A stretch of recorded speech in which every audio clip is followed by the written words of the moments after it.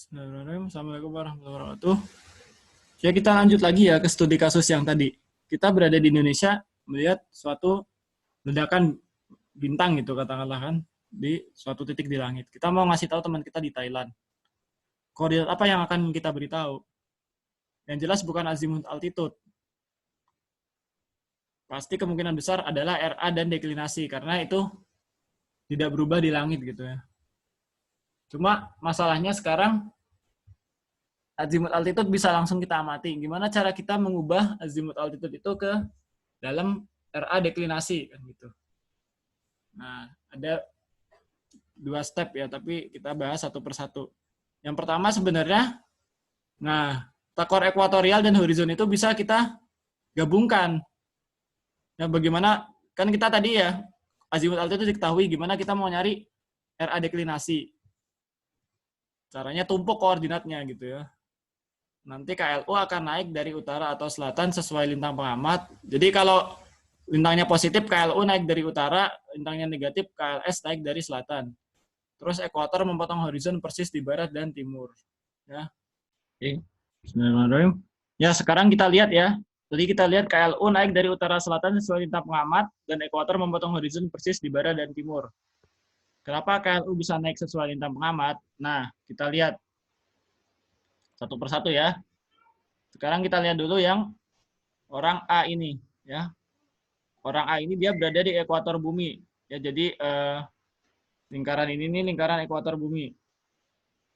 Ya, si A ini berada di ekuator bumi nih, lintang 0. Ya, untuk pengamat A ini zenit ada di atas kepala kan. Nah, horizon dan zenit itu jaraknya 90 derajat. Ya, dalam kasus dia berdiri di ketinggian 0. Nanti akan kita lihat kalau ketinggiannya naik gimana. Nah, yang jelas KLU itu akan berada ya 90 derajat dari zenitnya dia, khusus untuk pengamat di A. Jadi KLU-nya akan berimpit sama horizon orang A ini ya. Jadi kalau kita mau gambar bagi pengamat A ini dia punya horizon kayak gini, maka KLU-nya akan berimpit dengan horizonnya A ini. Oke, sekarang kita lihat orang B. Orang B ini dia berdiri di kutub utara ya. Kita lihat bahwa KLU dan zenitnya berimpit. Ya, KLU-nya kan ada kan kutub utara kan di arah sini. Dan zenit dia berimpit gitu. Dia tegak lurus dari horizonnya dia. Horizon B seperti ini. Tuh ya. Nah, yang harus dipahami adalah sebenarnya nih, kalau bendanya dekat seperti di sini misalnya ya, maka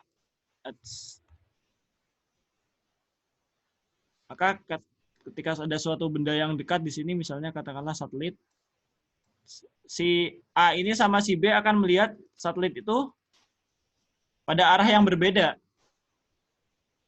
Ya, jadi relatif ya dilihat dari luar bumi seperti ini pas di sana, tapi A itu melihatnya agak miring, ada suatu sudut namanya alfa. Bener nggak? Tapi karena KLU ini adalah dianggap sangat jauh jaraknya, maka semakin jauh kan bayangkan alfa ini semakin kecil sehingga alfa nanti suatu saat sama dengan 0 atau mendekati 0 gitu ya. Kalau alfa mendekati 0 apa artinya? Artinya adalah dua arah ini nanti akan sejajar ya. Kita mungkin perjauhkan sedikit lagi biar kebayang di sini misalnya kan sudutnya mengecil nih. Nanti lama-lama akan sejajar. Jadi KLU ini akan terlihat sejajar di arahnya di langit, dilihat dari berbagai tempat yang berbeda di bumi. Kenapa? Karena KLU jaraknya sangat jauh. Gitu ya. Oke, mudah-mudahan poin ini jelas. Nah, sekarang kita lihat oleh seorang pengamat yang berada di titik C ya. Nah, di titik C ini ya horizon dia adalah tegak lurus sama tanahnya. Ini horizonnya dia. Aduh, gimana gambar miring nih. Oke, di draw aja. Nah, horizon dia ini tegak lurus sama tanahnya kan. Sama kayak horizon sejajar sama tanah seperti yang A sama B tadi. Nah, zenit dia kan berada di sana. Ini lintang dia nih. Lintangnya katakanlah sudutnya theta ya. Maka dari itu, karena KLU-nya tetap sejajar dengan orang-orang A dan B tadi, Z sama KLU-nya membentuk suatu sudut gitu. Benar nggak? Nah, berapa sih sudut ini? Pertanyaannya kan seperti itu ya. Karena ini bergeser sejauh theta, maka ya ini juga akan nanti bergeser sejauh theta juga gitu.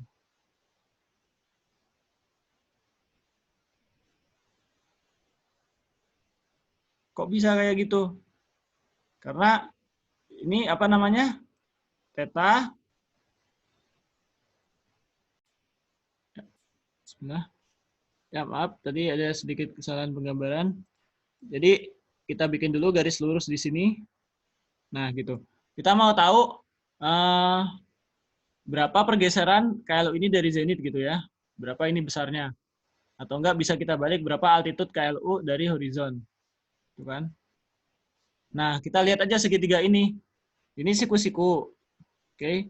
Berarti sudut yang di sebelah sini adalah sudut 90 minus theta. Karena ini theta, ini 90, sini 90 kurang theta. Nah, sudut ini dan sudut ini sama. Jadi, sudut yang ini adalah 90 kurang theta. 90 kurang lintang. Jadi, KLU akan turun dari zenit sebanyak 90 kurang lintang.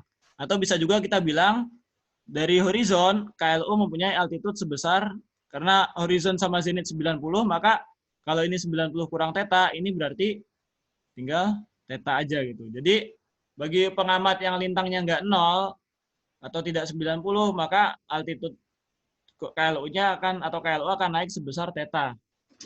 Kalau dia ada di belahan bumi selatan, maka KLS yang akan naik sebesar lintangnya juga dengan cara menggambar argumen yang sama seperti ini gitu ya. Oke. Nah, sekarang kita lihat contoh-contohnya lagi ya. Nah, ini contoh yang seperti tadi.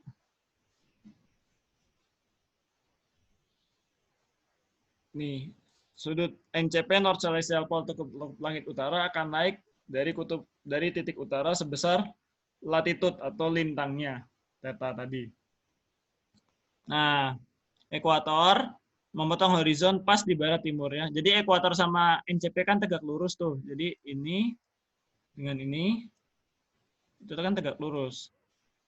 Enggak. Dan pasti memotong pas di barat dan timur gitu. Jadi ekuator langit pasti memotong horizon di barat dan timur. Ini adalah fakta penting. Sering orang lupa kalau gambar. Terus karena koordinat adalah koordinat horizon dan ekuator yang ditumpuk, maka ada suatu ya ukuran koordinat baru yang unik dari sistem koordinat gabungan ini. Ada titik gabungan ya, tanda kutip ya. Yaitu adalah di sini titik sigma. Titik sigma ini perpotongan antara ini kan ekuator langit ya, ini meridian. Ya, jadi meridian ini juga hal yang unik gitu di koordinat ini. Meridian itu adalah busur dari NCP Z ke SCP gitu ya, ke KLS, KLU Z KLS. Ya, meridian. Meridian ini adalah busur ya KLU Z KLS, KLU Z KLS itu ya. Busur. Ya, ini meridian. Perpotongan meridian dengan ekuator langit namanya titik sigma. Nah, koordinat gabungannya namanya HA. Jadi HA ini menyatakan lama waktu bintang dari sejak saat kulminasi atas. Kulminasi atas itu apa? Jadi saya terangkan dulu kulminasi atas ya. Bintang X ini, lihat, dia terbit. Terbit itu ketika apa? Ketika dia berada di horizon. Terus dia akan naik. Nah, ini yang perlu kita ingat. Bintang itu beredar karena bumi berputar sumbunya NCP atau KLU ini sumbunya, maka bintang itu akan berputar semuanya sejajar dengan ekuator langit. Jadi bintang X ini memiliki lintasan yang sejajar dengan ekuator langit. Karena bintang X dia tidak terbit di sini di timur, lintasannya berupa lingkaran kecil, ya. Jadi lintasan bintang bisa berupa lingkaran kecil gitu ya. Lintasan harian bintang berupa lingkaran kecil sebagian besar. Kecuali bintangnya ada di ekuator langit. Ya, jadi lintasan harian bintang semuanya berupa lingkaran kecil kecuali kalau bintangnya ada di ekuator langit, maka dia akan menjadi lingkaran besar. Ya, jadi lingkaran kecil yang sejajar ekuator langit. Bintang X terbit, terus kan altitude-nya naik terus nih, makin tinggi. Nah, di suatu titik namanya kulminasi atas ya, kulminasi bahasa Indonesianya, itu ketinggiannya maksimum. Ya. Dan nanti habis dari sini dia tambah rendah sampai suatu saat terbenam. Begitupun di bawah ini juga ada namanya kulminasi bawah, ketinggian minimum. Oke. Nah, bintang ketika dia kulminasi pasti dia ada di meridian kan? Nah, meridian busur KLU Z KLS. Jadi kalau bintang kulminasi pasti dia ada di busur meridian. Nah, jarak atau selang waktu bintang dari kulminasi atas sampai pada posisi tertentu, misalnya di sini posisinya sekarang, ya X now di sini, sekarang ada di sini. Selisih waktu dari sini sampai ke sini itu dinyatakan sebagai sudut HA, hour angle ya, atau HA. Ya, sudutnya diukur di sini ya.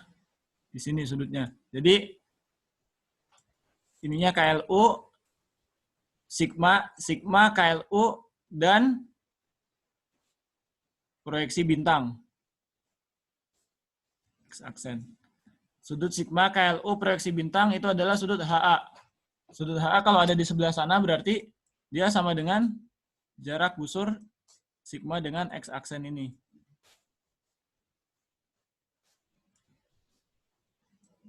Jadi dengan koordinat gabungan ini kita bisa nyatakan posisi bintang dalam HA, yaitu adalah lama waktu dia dari meridian dan juga deklinasi. Deklinasi jarak dia dari ekuator langit ke bintang ini ya. Nah, HA ini karena dia jarak selisih dari kulminasi atas, berarti dia itu adalah positif ke barat ya. Positif ke barat. Seperti kasus bintang ini dia hanya positif karena dia ada di sebelah barat. Kalau dia sebelum melintasi meridian berarti hanya negatif. Nah, jadi meridian crossing. Melintasi meridian, dia memiliki kulminasi, berada pada kulminasi memiliki altitude maksimum. Saya harap ini bisa dibayangkan ya. Oke. Nah, ini ada lagi gambarnya. Kredit to Dadan Rukmana, lulusan S2 Astro ITB. Ya. Jadi misalnya pengamat sekarang selatan ya, kita lihat yang selatan gimana. Gambar dulu horizon. Jadi gambarnya bola langit urutan, gambar dulu horizon, kasih UTSB. Oke. Ya bisa ekuator langit, tapi praktek lebih gampang bikin ini dia dulu, kutub langit selatan. Ya, ini akan naik sebesar 30 derajat lintang pengamatnya. Oke. Kutub utara langit terus ekuator langit tegak lurus. Nah, ini meridian. Sebenarnya ini terus ya sampai KLU sampai sini.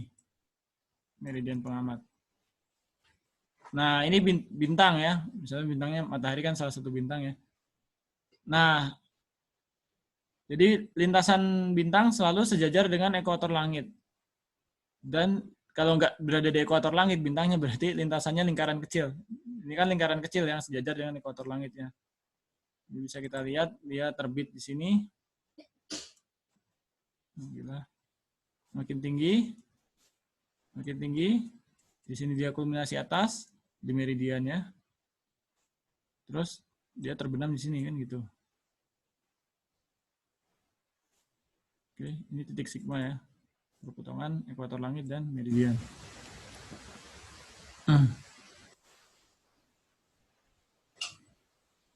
Nah, titik Aries nih ya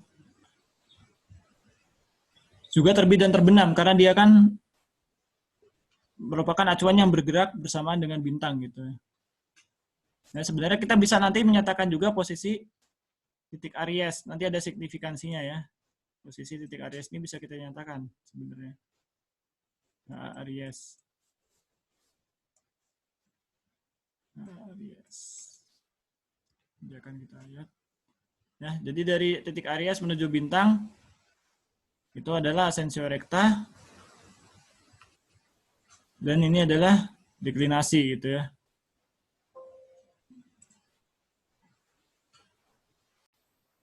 Ya. Dan kalau teman-teman jeli ya, sudut yang ini, saya kasih warna beda aja. Sudut yang ini, hijau ini ya, dari sigma ke KLU ke proyeksi bintang di ini misalnya apa X aksen ya, proyeksi bintang di ekuator langit. Sudut ini adalah jelas warna yang ini. Ya, ganti warna yang lain. Ya, sudut yang hijau ini sudut ini adalah menyatakan HA bintang. Oke. Nah, dengan simple geometri aja kita bisa tahu bahwa dari sini ke sini adalah HA Aries. Oke. Dari sini ke sini adalah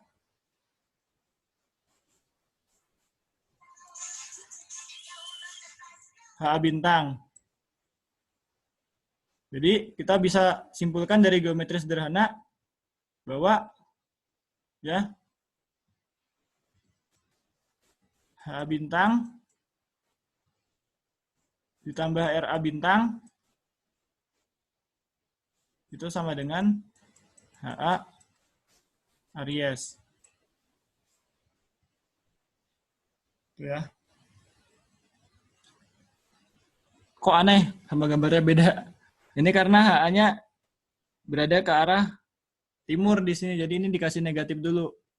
Kalau kita mulai dari gambarnya, ya kita bisa kasih negatif dulu. Jadi negatif H Aries ditambah asensio rekta bintang sama dengan negatif HA bintang.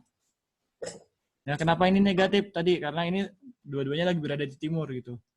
Nah, kita bisa tukar posisi HA bintang ditambah RA bintang sama dengan HA Aries. Oke. HA bintang tambah RA bintang sama dengan HA Aries. Nanti akan kita lihat ini kepake di mana ya. Oke. Nah, sekarang kita lihat. Ya, ini ada juga HA bintang yang positif. Oke. Nah, kita perhatian lagi. Pengamat di kutub utara tadi ya. KLU-nya ada di zenit dia. Jadi gambar bola langitnya seperti ini. Ya. KLU ada di zenit. Terus bintang semua sejajar sama ekuator kan. Jadi bintangnya nggak ada yang terbit, nggak ada yang terbenam. Nah, istilah bintang yang tidak pernah terbit, tidak pernah terbenam ini yang selalu berada di atas horizon namanya bintang sirkumpolar. Nanti akan kita bahas lebih spesifik lagi ya. Di 65, NCP-nya turun sedikit kan. Tadi ada di zenit, sekarang NCP-nya akan turun 25 derajat gitu. Nah, dengan kasus ini, lintasan benda langitnya miring. Kalau tadi kan sejajar horizon. Sekarang agak miring dulu dengan horizon, karena ekuator langitnya juga miring.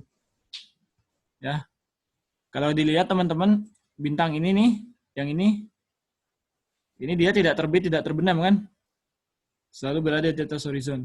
Masih ada bintang sirkumpolar, tapi makin dikit ya, karena yang ini tadi, yang bintang ini, bintang kedua ini, di kasus sebelumnya kan dia ini ya, yang di sini dia sirkumpolar, tapi karena lintangnya turun, dia jadi nggak sirkumpolar lagi. Nah, terus lintasan makin sejajar tanah. Ya enggak, karena ekuator langitnya dia makin tinggi. Jadi lintasan bintang sejajar ekuator langit makin kayak tegak lurus sama tanah. Ya, kalau dilihat tadi kan mendatar, miring, nah ini makin tegak lurus sama tanah. Kalau lintangnya kita turun, dia makin tinggi lagi. ya lintasannya makin tegak lurus sama tanah. Kalau kita ekstrim ada di ekuator ya, kayak kita-kita di Indonesia ini yang akan kita lihat sehari-hari di langit kita. Jadi ekuator langit akan tegak lurus kepala kita. Terus semua bintang-bintang ya lintasannya tegak lurus sama tanah gitu. Kalau teman-teman kita di lintang tinggi mungkin lihat bintang tuh gini lintasannya. Ya agak miring atau elips gitu ya. Kalau kita enggak, kita kelihatan bintang tuh tegak lurus dari tanah karena kita berada di ekuator bumi ya. Sehingga ekuator langit tegak lurus. Ya mudah-mudahan bisa difahami. Wassalamualaikum warahmatullahi wabarakatuh.